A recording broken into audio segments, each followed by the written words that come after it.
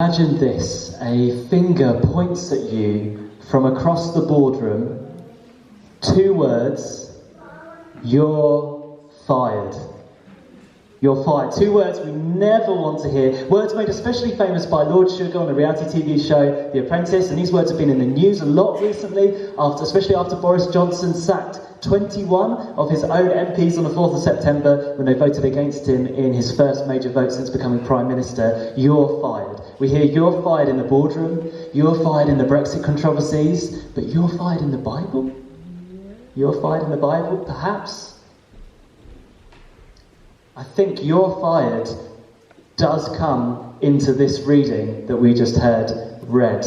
God is firing some people, and it's an act of judgment, but it's also an act of grace, and more of that a bit later. But for now, here's some questions for you that you can answer to yourself honestly. What has God entrusted you with? What has God placed in your hands to steward? What are you doing with the influence you have, however small or big? If you're some sort of leader, whether that's as a parent or in the workplace or business or within the church or some group or some organisation or some charity, how are you caring for the people that you lead? I don't know about you, but I've noticed people often shy away from being called leaders unless they have an official leadership role or leadership title. For example, my official leadership role is Assistant Minister of Worthing Baptist Church, and my official title is Reverend. For many people, that settles it. I am a leader. However, I wonder if we can just take a wider angle perspective on leadership just for this morning. John Maxwell, who's written prolifically on the subject of leadership, suggests that leadership is influence. Leadership is influence. And he suggests that there are people who have the official title and role within an organisation, but they have little influence. And equally, there are people who do not have the official title and the role, but they have a very positive influence on that organisation and its mission and the health of that organisation. And for him, it's the second group, therefore, that are doing the real leadership, the leading.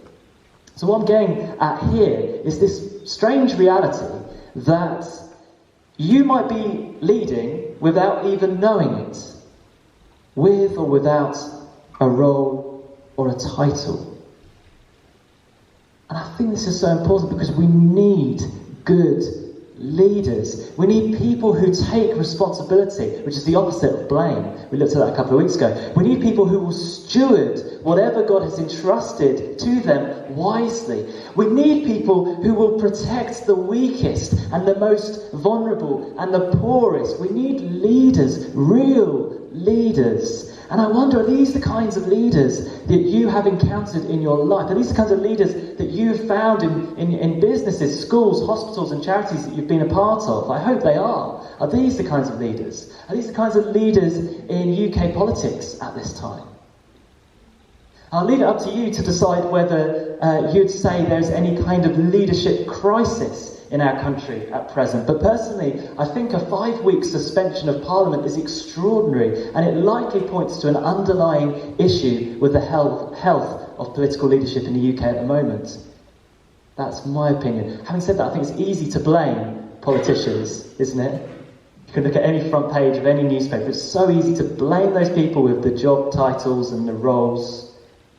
And it could be a distraction from taking seriously whatever God has entrusted you with, whatever God has given you to steward, whatever leadership you might have, and distract you from leading well in whatever sphere of influence you have. We'll get back to all of that a bit later, but first, let's take a closer look at this passage from Ezekiel.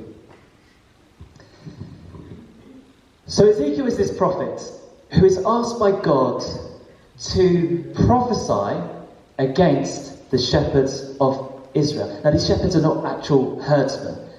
In the ancient Near East, a shepherd was a ruler or a king. In Babylonia and Egypt, they had this phrase, a people without a king is like a sheep without a shepherd. It's a metaphor. So shepherds equal kings or rulers. The particular kings spoken of here are probably likely to be the last kings of Israel before Israel was invaded and kicked out of their promised land. And God says that Ezekiel should prophesy against these shepherds. God is straight up saying that there is a leadership crisis in Israel that needs to be addressed. He says, woe to you shepherds of Israel who only take care of yourselves. Should not shepherds take care of the flock? God is saying that the shepherds have got everything the wrong way round. They've been busy tending themselves when they should have been tending the sheep. The shepherds of Israel, they eat the produce, they clothe themselves well and eat the best meat, but fail to take care of the flock. That's what God is saying. God says, you have not strengthened the weak, or healed the ill, or bound up the injured. You have not brought back the strays, or searched for the lost. You have ruled them harshly and brutally. So, in case you've lost me, the things they should have done, they haven't done. Like strengthening, healing, binding, bringing back, searching for. And the things they shouldn't have done, like treating the people harshly and brutally, they have done. So they've got it all the wrong way around. When God says the shepherds have treated the sheep with harshness, it would have been such a bitter pill to swallow. Because that was the word, that harshness, that was the word used back in the book of Exodus to describe the way the Egyptians treated their Israelite slaves. So basically, the kings of Israel are treating their own people like a foreign tyrant would treat their slaves. It's quite harsh. And the result of all of this crisis is the sheep have scattered. They've left their pasture. They've been exiled from their land and are now at the mercy of wild animals. Again, another metaphor. This bit here is really important. That it's like Israel's story of liberation has been reversed. So Israel was once under the tyranny of Pharaoh. Then God liberated them, brought them into a promised land. But now, because of the failure of their kings, the whole process is going to be reversed. As the people of Israel find themselves back under the tyranny of foreign rulers. And this is a devastating prophetic message. You're reversing your own liberation story, Israel. You're reversing your own liberation story. You're going back to square one. Have you ever found yourself going back to square one in life, where as a result of some failure, might have been yours, might have been someone else's, might have been a leader's, you find yourself back to that place where you never thought you'd go back to? Perhaps a few of us have. But that was what was going on in Israel, and it was all because of this leadership crisis. So that all seems pretty bleak, doesn't it? And we might be wondering where the good news is in this text. You probably won't believe me with this, but I wonder if part of the good news is God's judgment on this leadership crisis. God says, I am against the shepherds, and will hold them accountable for my flock. I will remove them from tending the flock so that the shepherds can no longer feed themselves. I will rescue my flock from their mouths, and it will no longer be food for them. We all want to know that God is on our side, right? We do. We all want to know that God is on our side, that He's in our corner. But the shepherds do not get this. Actually, God is explicitly against them.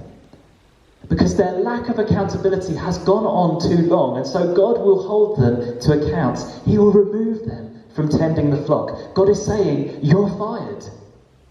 You're fired.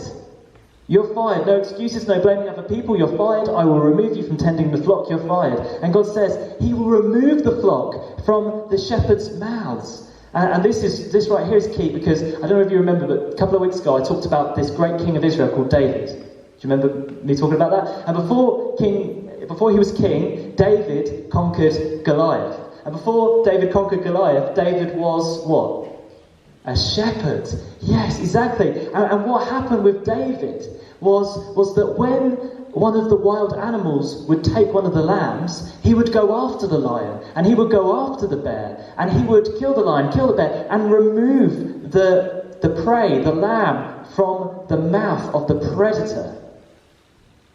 And God's saying, I'm going to do a David. God is essentially saying, you're fired to the kings of Israel. I'll do your job for you. God says, I myself will search for my sheep and look after them. He explains that he's going to rescue them from all the places they were scattered and bring them back to the pastures of Israel. So God promises to reverse the reversal of the liberation story. God is going to bring about a whole new liberation story. God will shepherd his people. He will search for the lost. He will bring back the strays. He will bind up the injured and strengthen the weak. He will do what the shepherds failed to do. And what's more, he will raise up a new shepherd, his servant David. Not the old David, but a new shepherd from the line of David. And we might think of those words of Jesus that we heard at the beginning of the service. I am the good shepherd, and I lay down my life for the sheep. Now that's a different kind of leadership, isn't it? That's a really different kind of leadership. Not one where the shepherd uses and abuses the sheep for his or her own benefit. This leadership puts the welfare of the sheep first. He seeks us when we're lost. This is God. This is saying something about what God is like. This is about the character of God. He seeks us when we're lost. He brings us back when we've strayed. He binds us up when we're injured. He strengthens us when we're weak. He lays down his life for us. That's a different kind of leadership. This is a different kind of leadership we're being introduced to.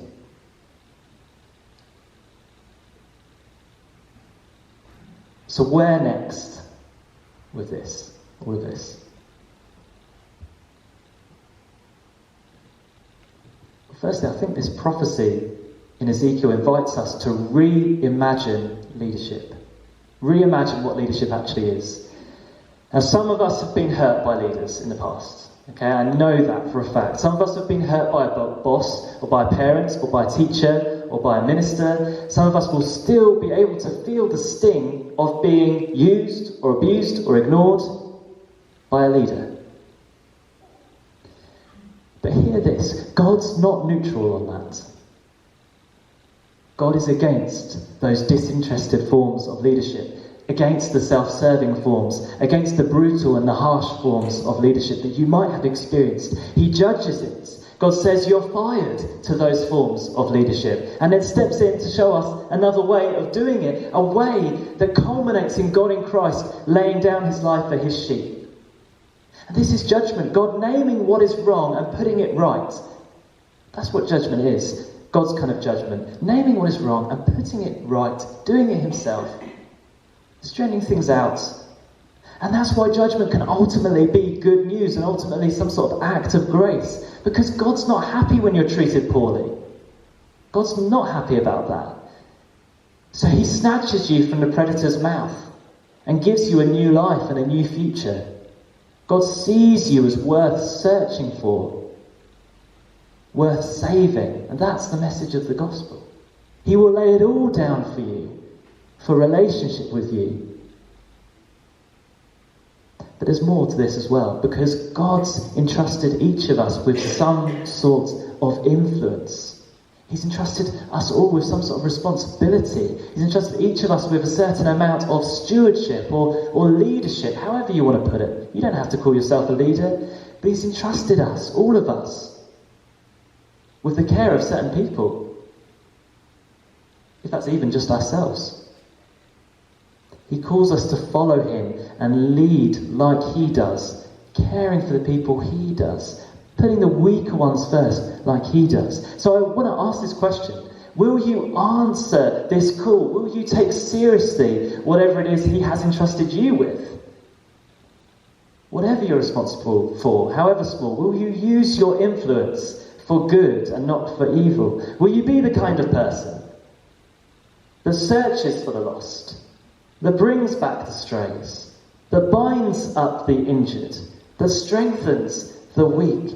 And if your intention is to be that kind of person, I honestly think God points his finger at you and says, you're hired. You're hired if you can be that kind of person. Amen.